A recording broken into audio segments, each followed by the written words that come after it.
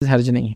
किसी ने एक और सवाल किया, मेरा एक बेटा 4 साल का है और मैं सेकेंड टाइम प्रेग्नेंट हूँ और हमें पहले बेटे की खतना करना है, लेकिन लोग कह रहे हैं कि अभी तुम प्रेग्नेंट हो इसलिए अभी खतना नहीं करना चाहिए, क्या ये सही है? अब ये भी फालतू बात और तवाहुम है। तवाहुम समझते हैं आप? ये ऐसा तुआल गिरा तो मेहमान आते, कौवा चिल्लाए तो फलां होता, उल्लू आ गए तो कोई मर जाता, बड़बागल घर में आ गए तो नहुसत आती। ये उसी का एक तवाहुम का पार्ट है कि आप प्रेग्नेंट है तो बच्चे की खतना कराने नहीं दे रहे। उसका रीज़न क्या बताता हूँ। लोगों का ये मानना है कि अगर प्रेग्नेंट को लेडी हो और घर में किसी को कट्स लगाया जाए, इंसेशन लगाया जाए, मतलब जैसे ऑपरेशन वगैरह के जरिए करते हैं, तो बच्चे के होठ में या उसकी उंगलियों में, पैरों की हाथों की प्रॉब्लम आ सकता है, वो कट लग सकता है। बच्चों के होठ कटे हुए देखे ना आपने, होते जनरली।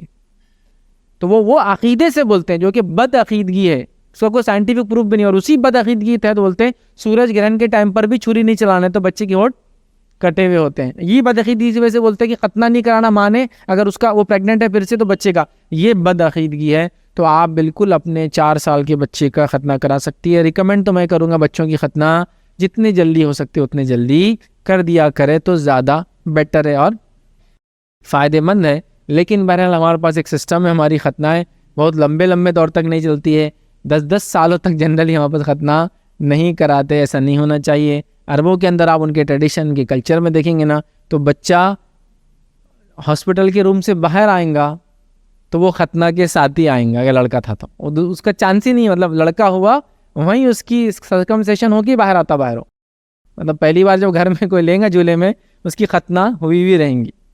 वो उसका ऑप्शन ही नहीं उनके पास कि उसको रखेंगे 10-10 साल लगाएंगे। हमारे पास क्या है, तुर्कों का एक कल्चर था जो हम पर काफ़ी हद तक हावी है। सेंट्रल एशिया का कल्चर इंडिया पे बहुत हावी है। वो सूफिया वगैरह भी सब सेंट्रल एशिया से है इंडिया में।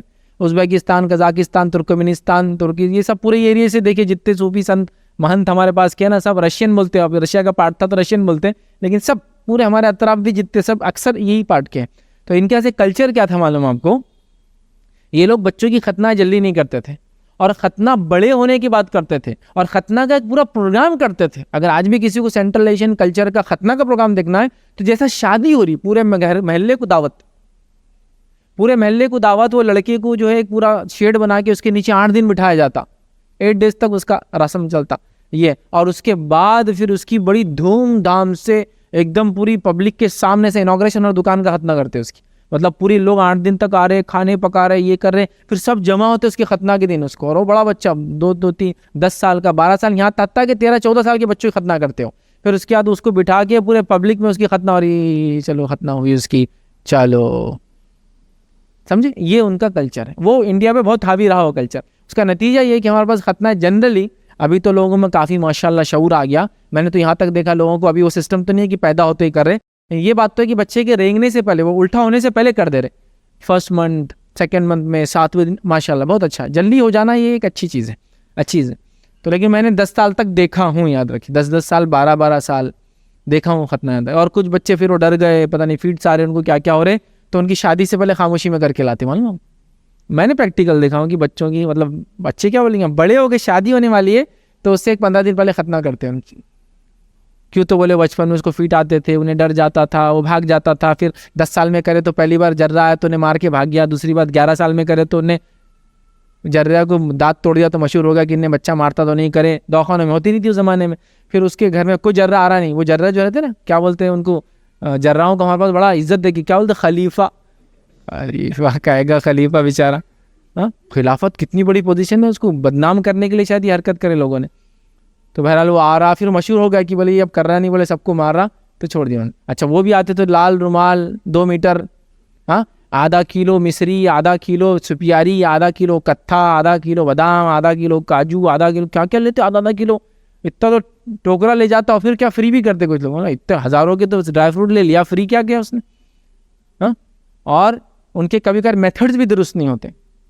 बहरहाल खैर वो एक अलग चीज़ है। नहीं भी थे तो हज़ारों करोड़ों की हुई ना उस ज़माने, वो मसला नहीं। बट डॉक्टर तो आजकल बहुत आसानी से एक टाँके में कर देते हैं, पेनलेस करते हैं। हमने भी अपने बच्चों को कराया तो पेनलेस, बच्चा हंसते हंसते गोद में और हंसते हंसते बाहर आया, मतलब उसको महसूस भी नहीं होगा कब उसकी खतना होगी, क्या हो गया, इतने आसान तरीका है। तो बहरहाल खतना करने में कोई हर्ज नहीं, बस रिकमेंडेड है खतना को जितने जल्दी हो उतने जल्दी करा लिया जाए।